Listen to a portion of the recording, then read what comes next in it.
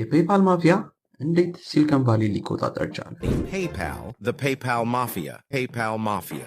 ይህ አስደናቂው የዓለማችን የቴክኖሎጂ ሰዎች ጥምረት ነው። ፔፓል ሲመሰረት ኮንፊኒቲ በሚል ስያሜ ሲሆን በማክስ ሌፍቺን፣ ፒተር ቴል እና በሉክ ኖስት በ1998 ዓ.ም ነበር የተቋቋመው።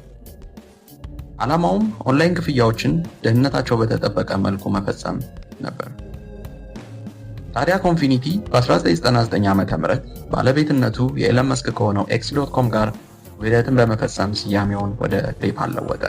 One of the things that occurred at the time, we merged with our largest competitor, x.com, and both companies were basically growing exponentially at that point. Both companies were pretty close to running out of money.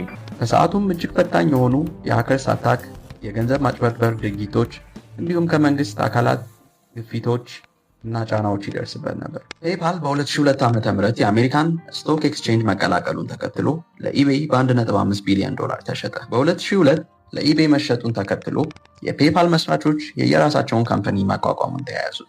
በወቅቱም አንዳቸው የሌላኛቸውን ቢዝነስ አስደናቂ በሆነ ሁኔታ ይደግፉ ነበር። ታዲያ ይህ መረዳዳታቸው አንዱ በሌላኛው ቢዝነስ ላይ ኢንቨስት ከማድረግ ጀምሮ ተቀጥሮ እስከ መስራት ይደርስ ነበር።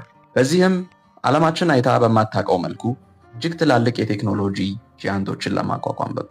እንደ ቴስላ፣ ስፔስ ኤክስ፣ ዩቲዩብ እና ሊንክዲን ያሉ ካምፓኒዎችን በሲሊኮን ቫሊ ላይ በመመስረት የቴክኖሎጂ ኢምፓየሩን ለመቆጣጠር ችለዋል። ይህ ግንኙነታቸው አሁንም የቀጠለ ሲሆን በተለያየ የቢዝነስ መስኮች እንደሚደጋገፉ፣ ሀሳቦች እንደሚለዋወጡ እነሱም ይፋ አድርገዋል። ፔፓል ማፊያስ የዓለማችን የቴክኖሎጂ ሰዎች ድንቅ ጥምረት።